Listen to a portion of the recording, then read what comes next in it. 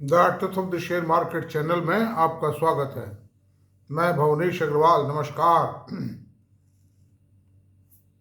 दोस्तों, नव वर्ष की आज शुरुआत हो चुकी है। 1 तारीख है आज। 1 तारीख है आज, है ना। It was the first trading day of calendar year 2025। और कुल मिलाकर के मैं ये कहूँगा कि नव वर्ष की जो शुरुआत है वो अच्छी हुई है। मार्केट ग्रीन में बंद हुआ है। ठीक है कि नेस्डैक और डॉ जोन्स ढीले चल रहे हैं, महंगे भी बहुत हो गए थे, उनमें थोड़ा सा हल्का सा इंटरिम करेक्शन है, वो सब ठीक हो जाएगा, वो कोई खास बात नहीं है। अमेरिका है, उसमें झटके आते रहते हैं, इंडिया में भी आते हैं। कोई बहुत बड़ी उथल पुथल फिलहाल नहीं है। एफआईज की जो सेलिंग है उसकी क्वांटिटी भी नॉर्मल है, सामान्य है। और कब कितना झटका बाजार में आ जाए, कितना झटका खा जाए बाजार, नथिंग कैन बी सेड।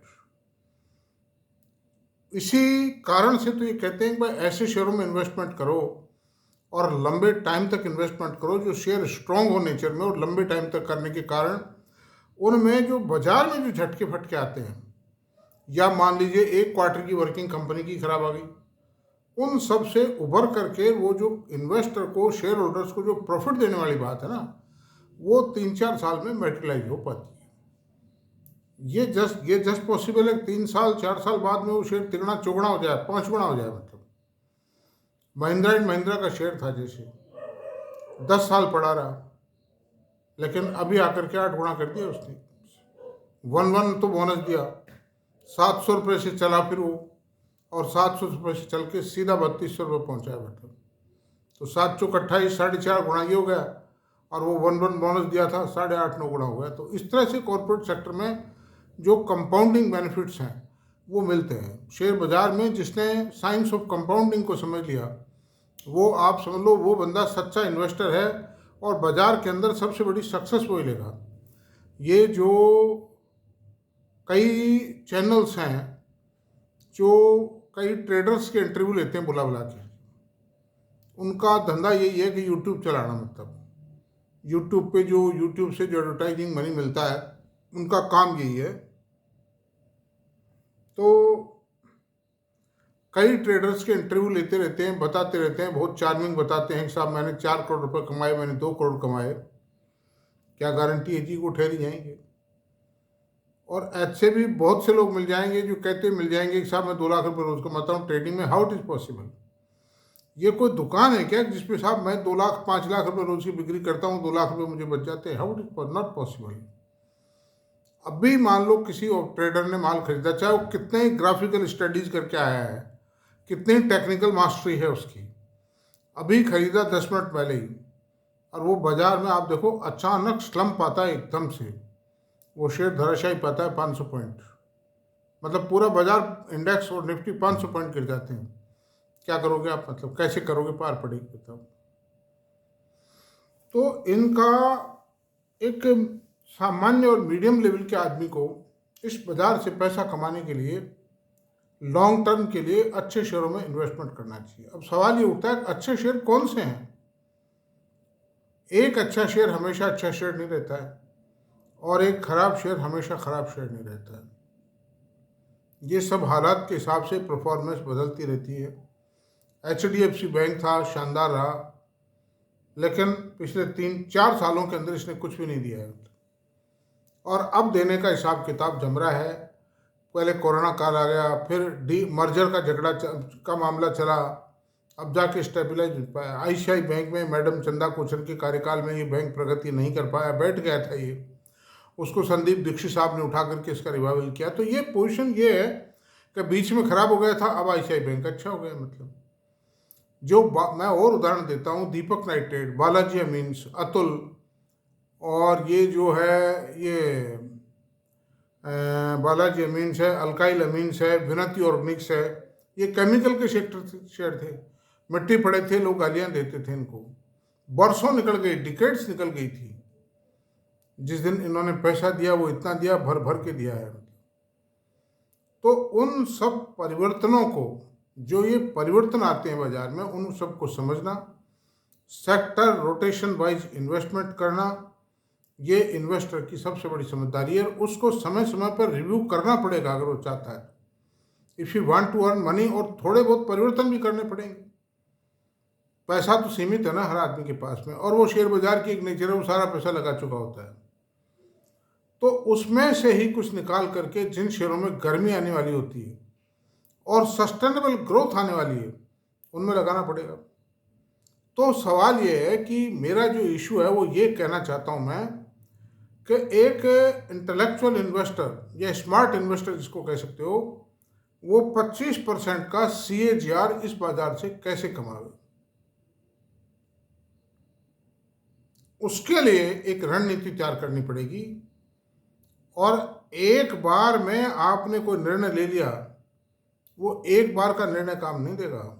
आपको रिव्यू एंड डिवीजन करना पड़ेगा पोर्टफोलियो का, मार्केट पर नज़र रखनी पड़ेगी, मार्केट के आने वाले रिजल्ट्स को वॉच करना पड़ेगा, सेक्टरल ग्रोथ और डी ग्रोथ को वॉच करना पड़ेगा, और आपको अपने पोर्टफोलियो में उसी प्रकार से छोटे मोटे परिवर्तन करते रहना पड़ेगा।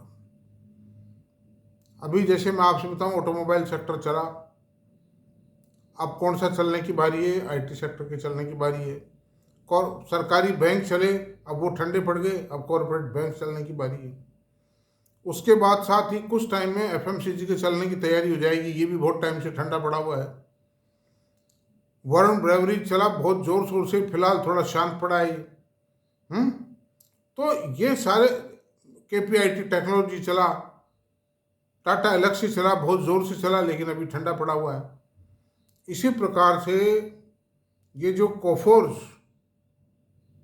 का शेयर है और एक और दूसरा शेयर है वो IT का है, दोनों साथ चलते हैं, बहुत तेज़ी से चले हैं। अभी मंदी में भी चले हैं, तेज़ी में भी चले हैं, तेज़ी आने की संभावना है IT सेक्टर में, तो भी वो चल रहे हैं। अब इन समस्याओं से निपटने का एक ही तरीका है कि 50% पैसा फिलहाल एट प्रेजेंट बता रहा हूँ मैं आपको, IT सेक्टर के अच्छे शेयरों में लगा देना चाहिए जो नहीं चले हैं। देखो, जो चल चुके हैं या चले थे, जैसे टाटा एलेक्सी का, किसने सोचा था कि ठंड पी जाएगा? मतलब बिल्कुल शांत है वो एकदम से। टाटा एलेक्सी का शेयर IPO आने से पहले चल रहा था, अपने आप में ग्रोथ आ रही थी, लेकिन IPO आने के साथ शांत हो गई, चूंकि ऑटोमोबाइल सेक्टर में मंदी आ गई। मतलब KPIT का शेयर भी थोड़ा शांत है, मतलब ग्रोथ आएगी इसमें 20-25% की, लेकिन फिलहाल ये फुल्ली प्राइस्ड मान रहा है बाजार। ग्रोथ के साथ बढ़ेगा, अब ये एक लेवल पे आकर के अभी बढ़ेगा मतलब। तो सवाल ये है कि 50% तो IT सेक्टर की बहुत ही जो सक्सेसफुल रनिंग कंपनीज हैं, like Tata Consultancy, Infosys, TCS, HCL Techno, Wipro और LTI माइंडट्री को बहुत अच्छा वेटेज देना चाहिए, मतलब आपको इन 5-6 शेयरों में भी। कारण क्या? LTI माइंडट्री तो एक वो, क्या कहें इसको, एक विस्फोटक पदार्थ है ये, जिसको कह सकते हैं कि पटाखे बनते हैं जिसके, एक ऐसा विस्फोटक पदार्थ है कि जिस दिन 14-15% की ग्रोथ की बात भी सामने आ जाएगी, उस दिन ये शेयर सीधा 12,000 रुपये पार कर जाएगा, 10-12 हज़ार रुपये हो जाएगा ये शेयर। तो अंडर दी सर्कमस्टेंसेस दोस्तों, एक तो ये सेक्टर है। दूसरा, सेकंड लाइन IT शेयर्स, जिसमें KPIT, Tata Elxsi, Tata Techno, LTTS, L&T technology services, मतलब सेकंड लाइन IT शेयर्स को ये रखिए। तो इसमें 50% पैसा परसिस्टेंट और कोफोर्स के अंदर नई खरीदारी मत कीजिए, मैं आपसे कह रहा हूँ। दूसरी बात, मास्टेक में पैसा लगाइए। मास्टेक बहुत बहुत शानदार शेयर है, मतलब IT का ही, इनमें पैसे लगाइए। और दूसरा, अब फिर आइए आप 3 बैंक, क्या 2 ही मानिए आप, मतलब ICICI और HDFC बैंक, इनमें लगा दीजिए 15-20% पैसा। 40 से 50% IT सेक्टर में, 15-20% पैसा कॉरपोरेट बैंक्स में लगाइए। और अब आप आइए, छोटे बैंकों से निकल जाइए, सरकारी बैंकों से निकल जाइए, अगर हैं तो आपसे मेरा जितना साफ करने वाला कोई नहीं मिलेगा। और उस पैसे को, मैं यही तो कह रहा हूँ, सेक्टरल रोटेशन करना पड़ेगा आपको, रिव्यू एंड डिवीजन करना पड़ेगा टाइम टाइम पर। दूसरी बात यह है कि जैसे मैंने और बताए शेयर, इक्लर्क सर्विसेज आईटी का ही, Newgen software, Orion pro software solutions, Orion pro solutions, KPIT technology, इनके अंदर भी इन्वेस्टमेंट आप कर डालिए। 10 15 20 15% इन्वेस्टमेंट आप कर डालिए। रहा सवाल एक ऐसे शेयरों को पकड़ने का जो काफ़ी ठंडे हो चुके हैं और बड़ी बड़ी कंपनीज हैं। मैं टाटा स्टील की बात नहीं करूंगा, ठंडा पड़ा है, चाहे और ठंडा होगा। $5 बिलियन का जो इनका जो इन्वेस्टमेंट था यूरोप में, वो मतलब अभी जो किया था क्या था, उसमें कोई चक्कर पड़ गया है। मतलब खबर पूरी नहीं आई है लेकिन चक्कर है कोई न कोई। तो अंडर दी सर्कमस्टेंसेज जैसे टाटा मोटर का शेयर है। अच्छा, फिर हाँ, दूसरी बात मैं आपसे कहूँगा कि फार्मास्यूटिकल सेक्टर के अंदर अरविंदो का जो शेयर है, डॉक्टर रेड्डी लैब का शेयर है, एक नाटको का शेयर है, 3 जो कंपनियां हैं ना, ये 20% ग्रोथ तो देनी देनी आगे चल करके अब। मतलब और कितना कम पी रेशो है, इतनी हाई टेक्नोलॉजी कंपनीज हैं जो बायोसिमिलर मेडिसिन में भी जा रही है। नाटको तो नहीं जा रहा है, लेकिन डॉक्टर रेड्डी लैब और अरविंदो फार्मा बायोसिमिलर मेडिसिन के क्लिनिकल ट्रायल के पास पहुंच चुके हैं and they are eagerly waiting clearance from US FDA for clinical trial. तो ये बात तो ये रही, इनको भी आप शामिल कीजिए। अब आती है बारी जैसे टाटा मोटर, अभी पकड़ लीजिए, धीरे धीरे धीरे धीरे एक्यूमुलेट कीजिए आप इसको। बहुत शानदार कंपनी है, दुनिया की मतलब भारत की सेकंड लार्जेस्ट कंपनी है प्राइवेट सेक्टर में। रिलायंस के बाद इसी की सेल है। रिलायंस की 10 लाख करोड़ रुपए की सेल है, इसकी 4.25 लाख करोड़ रुपए की सेल है टाटा मोटर की। चाहे वो यूरोपियन सेल है इसमें, लेकिन कंपनी की सेल तो कंसोलिडेटेड सेल तो है ही ना, मतलब वो। तो इस तरह से टाटा मोटर को धीरे धीरे धीरे धीरे करके पकड़ गया। अभी फिर जैसे सीमेंट के शेयर्स हैं, जिसमें अंबुजा शेयर है, अंबुजा सीमेंट है, इसको भी थोड़ा बहुत पकड़ना शुरू कर दीजिए। अगर आपके पोर्टफोलियो में है तो आप इसको रखिए मत। टाटा पावर, प्रीमियर एनर्जी, वारी एनर्जीज, वारी एनर्जी को बहुत बड़ी प्रायोरिटी दीजिए आप लोग। 20 जनवरी को जैसे ही ट्रंप साहब शपथ लेंगे, उसके 2-5 दिन में स्थिति क्लियर हो जाएगी कि वो सोलर पावर पर क्या डिसीजन लेते हैं। तो वारी energies, premium energy, Tata power, United breweries, United breweries एक, और यूनाइटेड ब्रेवरीज और यूनाइटेड स्पिरिट, ये दोनों शेयर शानदार हैं। मतलब कैश रिच कंपनीज हैं और इनके अंदर इनका माल नकद के अंदर बिकता है और बिकेगा। जिसको शराब पीने पिएगा वो। और ज्यों ज्यों पैसा बढ़ रहा है त्यों त्यों शराब का प्रचलन बढ़ रहा है। कॉरपोरेट एम्प्लॉयज़ की सैलरी बढ़ती जा रही है, गवर्नमेंट एम्प्लॉयज़ की बढ़ रही है, पैसा बेशुमार बिजनेसमैन पैसा कमा रहे हैं, लोग घूमने फिरने में खर्चा करते हैं, टूर पे जाते हैं, दिन में घूम के आते हैं, शाम को पीते खाते हैं अच्छी तरह से। तो इसकी डिमांड बढ़ती चली जा रही है। और ये जो यूनाइटेड स्पिरिट है, this is the second largest company of the world so far the wine making is concern. अच्छा, इस इन शेयरों पर आप ध्यान दें, है ना। तो बस ये जो शेयर्स हैं, इनसे अगर आप इनको होल्ड करेंगे। अच्छा, अब सवाल रहा कि स्मॉल कैप शेयरों में बढ़त बनी ही रहती है। सेबी ने भी रोकने का काफ़ी प्रयास किया उनकी बढ़त को, बाजार में भी घबराहट फैली, कई बार पैनिक फैला है। लेकिन ये एक ऐसी घास है जिसको नकटी घास कहते हैं देशी भाषा में, ये थकने वाली नहीं है। कारण क्या है कि इसमें नंबर ऑफ कंपनीज बहुत ज़्यादा है स्मॉल कैप में, तो उसमें कोई ना कोई 10-5 कंपनियां तो चलती रहती हैं। और उन कंपनियों को ये जो म्यूचुअल फंड हैं ये तलाश किए रखते हैं। स्मॉल कैप म्यूचुअल फंड के में जो नंबर ऑफ शेयर्स हैं उनके पोर्टफोलियो में, वो 100 शेयर, 150-150 शेयर हैं मतलब। तो ये 5-7-10 शेयरों को ढूंढे रखते हैं, मतलब ग्रोथ आती है जब, और जब डिग्रोथ की ओर जाने लगता है, जब भी इनको पता लग जाता है कि ये, उसको निकाल देते हैं, मतलब बेच देते हैं, फिर दूसरा खरीद लेते हैं। जैसे कृष्णा डायग्नोस्टिक और विजय डायग्नोस्टिक का एग्जाम्पल देता हूँ मैं आपको। जैन टेक्नोलॉजी का मतलब मैं रेफरेंस देता हूँ मैं आपको, एकदम से ये डबल ट्रिपल हो गए शेयर। किसी को पता था क्या ये? लेकिन इनको और खास तौर से जो ब्रोकरेज फर्म है जो स्मॉल कैप म्यूचुअल फंड चला रही है, जैसे मोतीलाल ओसवाल का स्मॉल कैप फंड है जो 42% एनुअल रिटर्न दे रहा है इस समय, पहला ही साल है उसको, पुराना नहीं हो। इसका कारण क्या है कि मोतीलाल जी चाहे पब्लिकली कुछ भी नहीं कहे, रामदेव जी मोतीलाल जी पब्लिकली देखो कह भी नहीं सकते इस बात को, उनकी भी व्यवस्थाएं हैं। ये बहुत सी कंपनियों के ऑपरेटर हैं, बहुत कंपनियों के ब्रोकर हैं ये, और उस चक्कर में वो कंपनियां आती हैं, इनके सामने हाथ जोड़ती हैं कि साहब हमारा शेयर खरीदो, तो पूरा डिस्कशन होता है, पूरी जानकारी ली जाती है, जो कंपनी इनको जमती है उसको खरीद लेते हैं। तो मोतीलाल ओसवाल का जो स्मॉल कैप फंड का पोर्टफोलियो देखो तो वो सब सारे म्यूचुअल फंडों में सबसे बढ़िया है इस समय प्रेजेंट में। तो स्मॉल कैप शेयरों का जो खेल आप खेलना चाहते हो वो म्यूचुअल फंड के जरिए खेलिए। मैं ये नहीं कहता कि मोतीलाल में लगाओ, किसी में लगाओ, क्वांट में लगाओ, या आपको मिराई में लगाओ, या HDFC में और ये मतलब वो जो निप्पन में लगाओ, किसी में भी लगाओ। आप कंपैरिजन कर लीजिए सबका स्कीम में 1 साल का 3 साल का रिटर्न CAGR क्या रहा है, जो आपको बेस्ट पसंद आता है उसमें लगाइए। लेकिन स्मॉल कैप का शेयर जो जो जो खेल है, और छोटी मोटी कोई बैटिंग कर लो उसमें, आप खुद कर लो डायरेक्ट, जो बिल्कुल ही साफ हो। जैसे प्रीमियम एनर्जी का शेयर था, साफ दिखाई दे रहा था कि शेयर बढ़ेगा, बढ़ा हुआ है। मतलब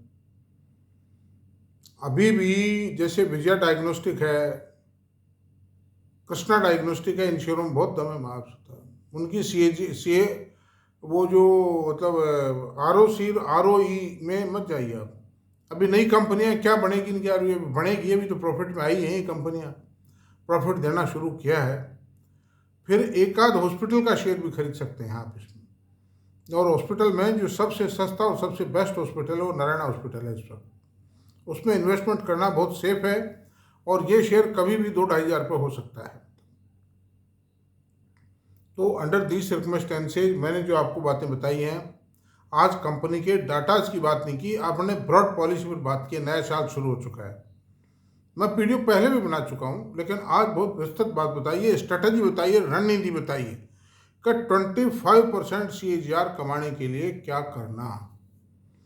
अच्छा, बहुत सी इंटरनेशनल ब्रोकरेज, बहुत सी डोमेस्टिक ब्रोकरेज फर्में जिनके पास बड़े बड़े रिसर्च ग्रुप बैठे हैं, बड़े बड़े मतलब एडवाइजर्स बैठे हैं, highly qualified, they are also saying कि ये साल IT सेक्टर का होगा। मतलब ये तो होगा ही होगा, अगला साल भी होगा और उससे अगला साल भी होगा। 3 साल तो IT सेक्टर के पक्के हैं, 25, 26, 27, उसके बाद फिर सिनेरियो देखा जाएगा, क्योंकि इन कंपनियों को डबल बेनिफिट होगा। एक तो ये कंपनियां 2.5 साल से पड़ी थी, जो अमेरिका की BFSI सेक्टर है उसने काम नहीं करवाए, मतलब सॉफ्टवेयर संबंधी काम नहीं करवाए। दूसरा, आर्टिफिशियल इंटेलिजेंस का बहुत बड़ा बेनिफिट इनको मिलेगा, बिजनेस मिलता चला जा रहा है उसमें।